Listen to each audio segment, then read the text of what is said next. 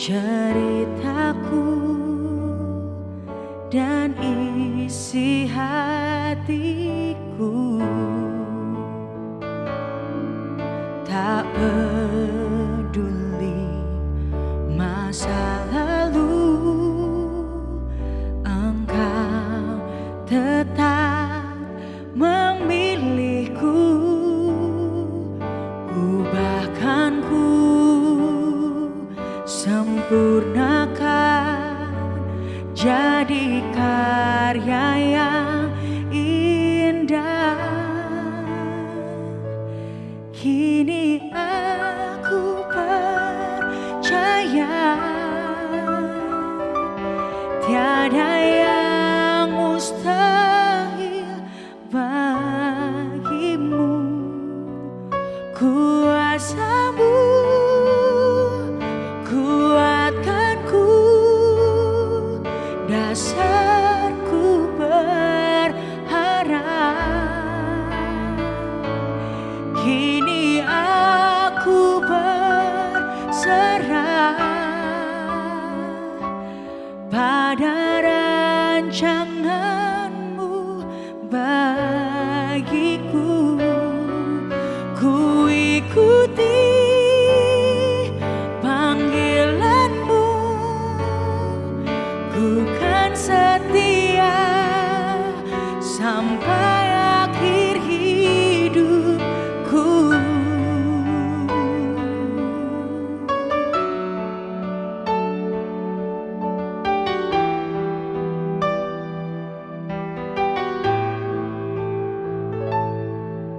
Tak peduli masa lalu,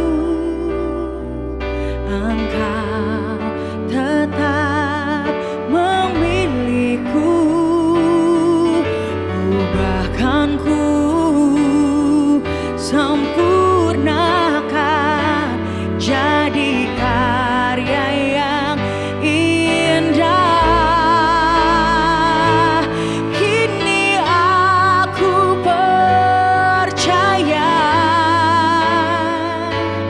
Tiada yang mustahil bagimu. Kuasamu kuatkanku, dasarku berharap. Kini aku berserah pada rancanganmu bagiku.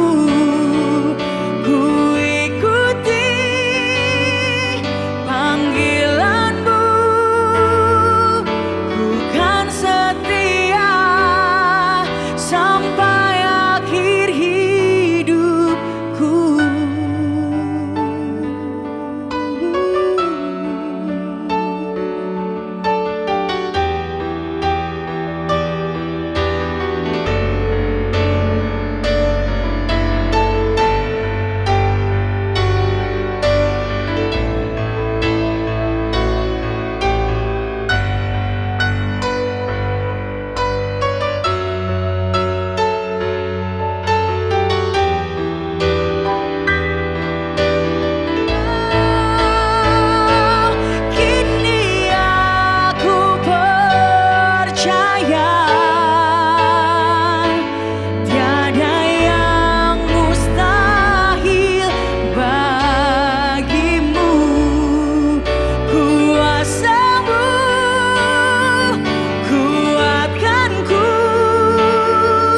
Dasarku berharap.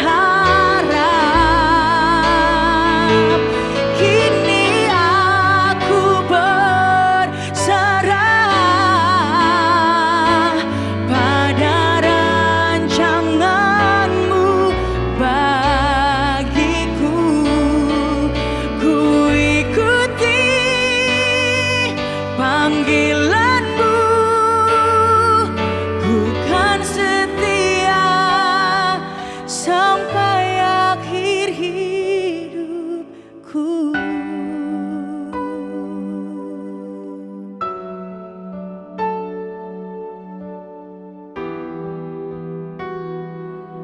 sampai akhir hidupku.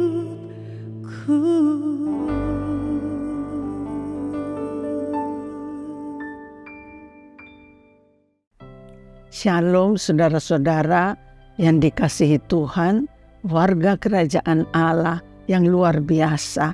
Bertemu lagi saat ini dan kita mau belajar sama-sama firman Tuhan tentang satu tokoh yang sangat terkenal, bahkan sampai difilmkan karena begitu kontradiksi kehidupannya, yaitu seorang tokoh yang bernama Simson. Kita lihat sama-sama saudara ayat Hakim-Hakim 13, 24, 25. Lalu perempuan itu melahirkan seorang anak laki-laki, memberi nama dia Simson kepadanya. Anak itu menjadi besar dan Tuhan memberkati dia. Mulailah hatinya digerakkan oleh Roh Tuhan di Mahane dan terletak di antara Sora dan Asitaol. Nah, ini keadaan daripada Simson.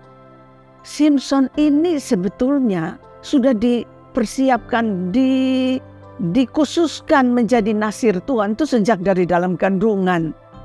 Jadi istri Manoah itu dikatakan mandul, lalu malaikat Tuhan datang kepada dia, menyatakan dia akan dapat seorang anak laki-laki dengan cara peliharalah hidupmu.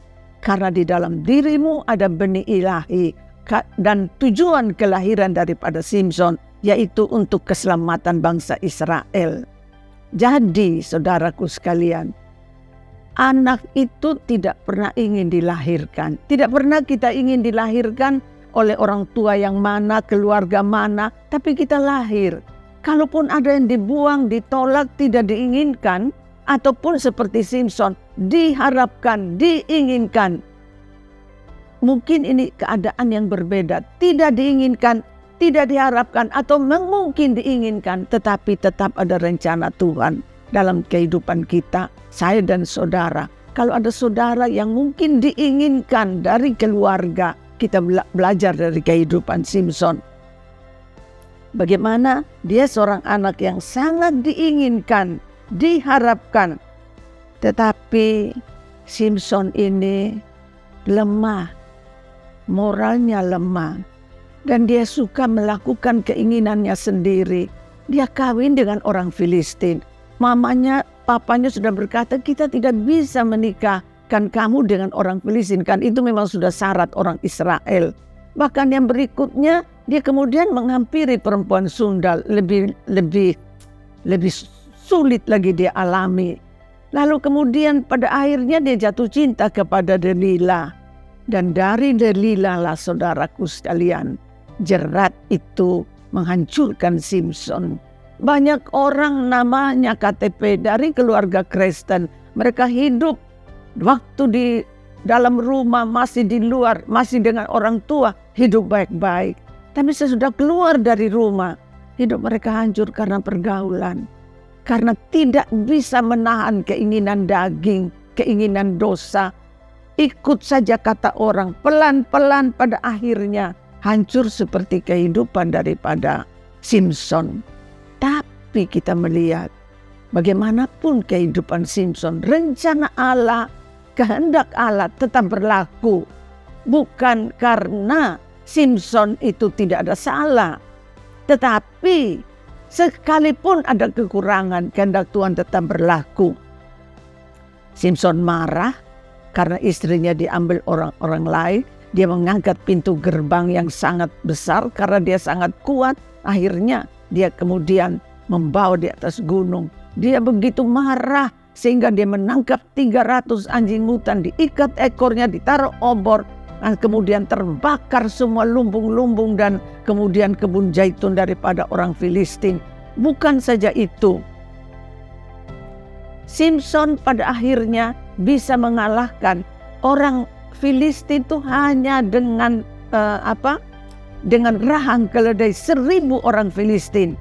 Dari keadaan ini orang Filistin marah besar, lalu memperalat Delila untuk bisa menangkap Simson. Dan pada akhirnya saudaraku sekalian, mengerikan, Karena akhirnya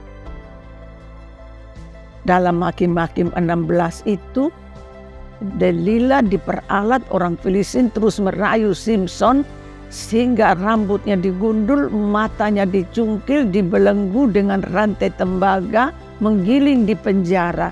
Begitu tragisnya dari anak yang diharapkan, orang yang menjadi nasir Allah, sudah ditentukan untuk keselamatan Israel.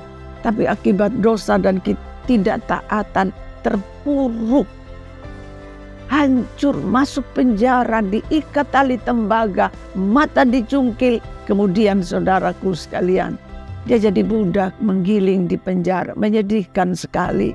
Banyak orang hidup seperti ini. Hancur karena perselingkuhan, karena perceraian, karena judi, karena kehidupan meninggalkan Tuhan, karena perkawinan, karena dosa, korupsi, dan sebagainya. Sehingga akhirnya hidup seperti Simson. Tetapi saudaraku sekalian, kita lihat Tuhan masih berbelas kasihan. Simson dipanggil keluar dari penjara dengan tujuan untuk mempermalukan dia. Mereka keluarkan dia dari situ dengan tujuan untuk mengejek, mempermalukan dengan menyuruh Simson melawak di tengah-tengah mereka. Saat itu ada 3.000 orang dalam pesta itu. Dan saat itu saudaraku sekalian, Simson berdoa kepada Tuhan. Sekali lagi saya minta Tuhan, berikan kepada saya kekuatan sekali lagi. Yaitu doa Simson saudaraku sekalian.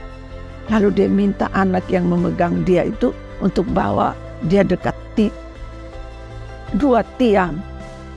Jadi kita lihat saudaraku sekalian, saat itu dia tarik tiang itu dan kemudian robohlah rumah itu.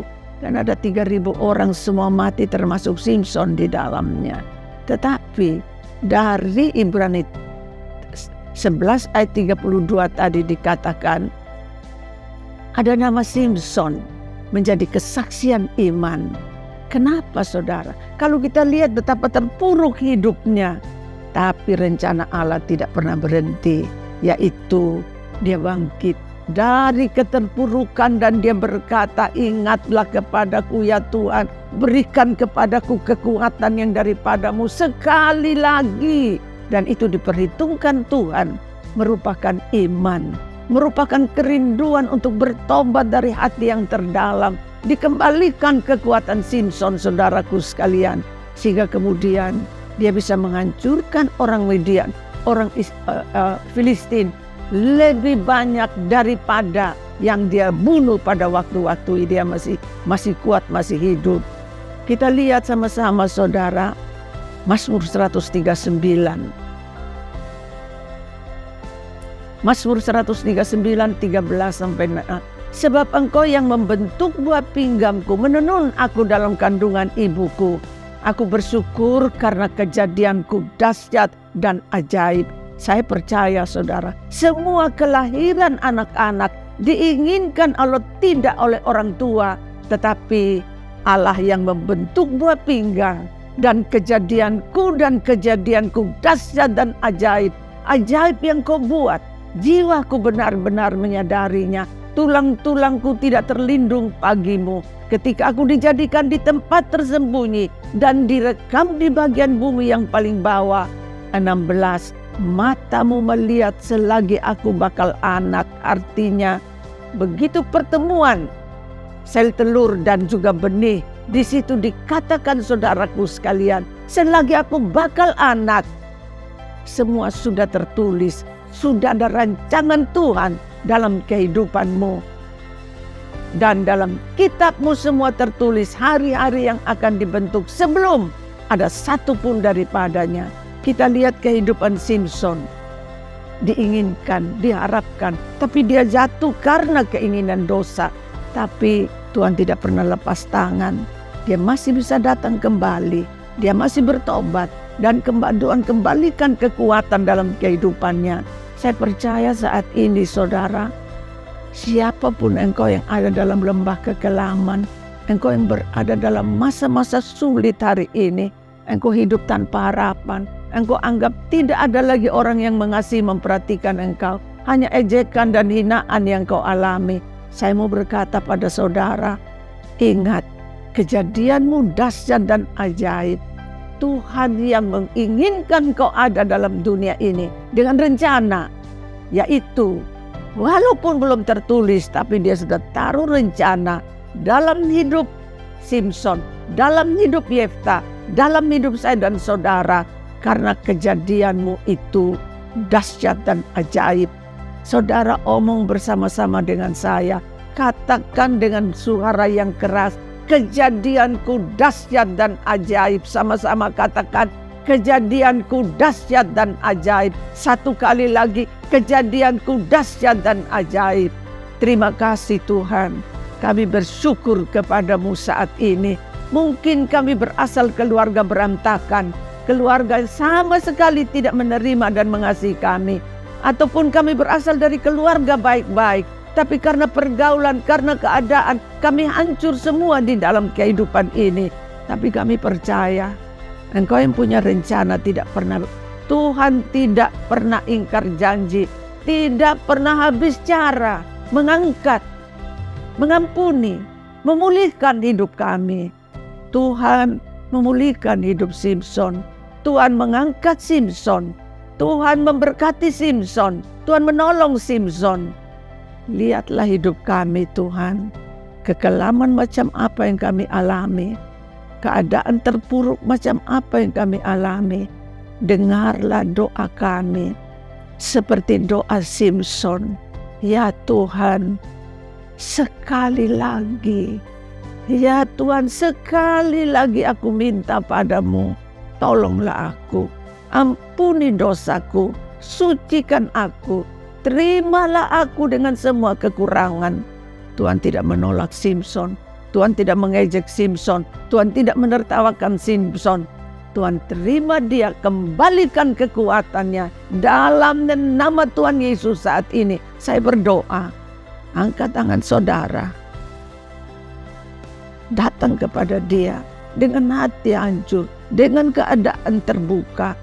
Ampuni saya Tuhan, kekelaman, kegelapan, keterpurukan yang terjadi dalam hidup saya dan saudara. Dia sanggup membebaskan, dia sanggup melepaskan, dia sanggup memulihkan kehidupanmu. Di dalam nama Tuhan Yesus, ulurkan tanganmu Tuhan, rangkul mereka yang begitu terdesak dan tertindas saat ini. Pulihkan hidup mereka, rumah tangga mereka, kehidupan mereka. Hamba percaya kuasa mujizat dalam keluarga dan dalam setiap diri kami tidak pernah berubah. Karena kami diciptakan dengan satu tujuan kemuliaan buat namamu. Di dalam nama Tuhan Yesus kami sudah berdoa. Haleluya. Amin. Amin.